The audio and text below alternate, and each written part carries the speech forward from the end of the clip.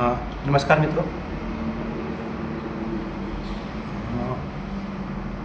હું રાજરત્ન નાગવંશી ફરી એકવાર આપણી સામે આવેલ.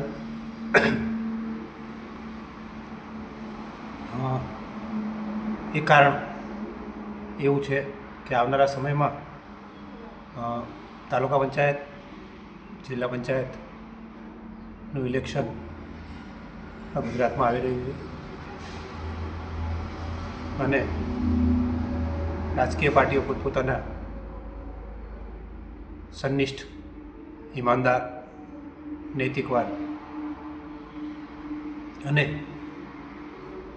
સક્રિય કાર્યકરોને ઉમેદવાર તરીકે મેન્ડેટ આપીને પોતપોતાના વિસ્તારમાં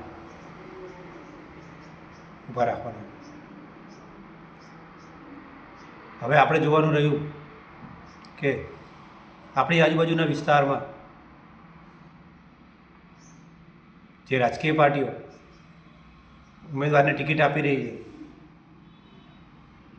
એમનું ચારિત્ર અને એમનો સ્વભાવ અને એમનો ભૂતકાળ જે ગુનાહિત ઇતિહાસ ધરાવતા હોય, એમના પર આરોપો લાગેલા હોય, એફઆઈઆર થયેલી હોય, રેપ કેસ થયેલા હોય, મારામારીના ગુનાઓ અત્યારે હાલ વર્તમાનમાં એમના ઉપર કેસ ચાલી રહ્યા હોય, એવા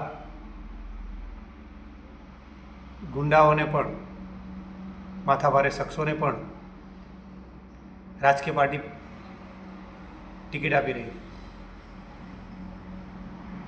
એ લોકોનો સંબંધ ફક્ત ને ફક્ત પોતાના સગાવાદના કારણે અને પરિવારવાદ, મારી માસીનો દીકરો, મારી સાળીનો છોકરો, મારી બહેનનો ભાણીઓ, મારા છોકરાની બહુ, મારા કાકાનો દીકરો, આ એક પરિવારવાદ અને સગાવાદને આગળ વધારવા માટે અને ફક્ત ને ફક્ત રાજકીય પ્રતિનિધિત્વનો લાભ પોતાના પરિવાર સુધી સીમિત રહે,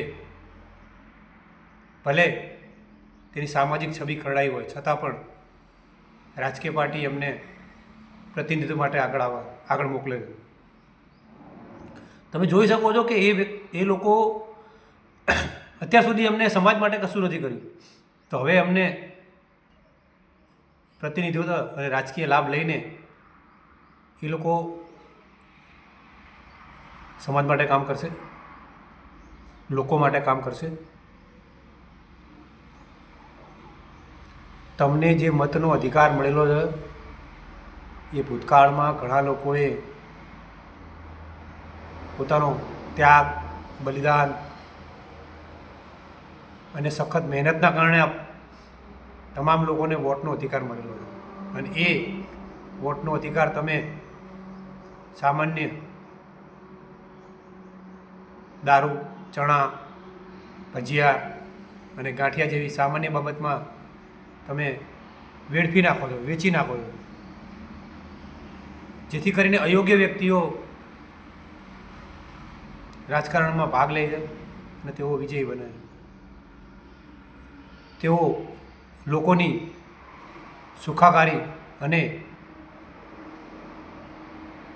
લોકો માટે જે પોલિસી બનાવવામાં આવે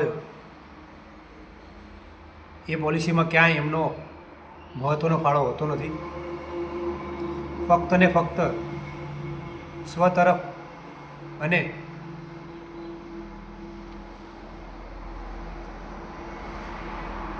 આર્થિક રીતે પોતે કેવી રીતે સક્ષમ થવું એ માટે જે લોકો કામ કરતા હોય છે. છેલ્લે આપ સૌને જણાવવાનું કે આવા ગુંડા તત્વો, અસામાજિક તત્વો જો તમારી આજુબાજુમાં મેન્ડેટ લઈને આવે અને ઇલેક્શનમાં પોતાનો ભાગ ભજવે તો સ્થાનિક લોકોએ એનો હુરિયો બોલાવવો જોઈએ, એને જાકારો આપવો જોઈએ અને એક પણ આપણો મત ના બગડે એવી રીતે એ લોકોને સજ્જડ હારનો સામનો થવો જોઈએ.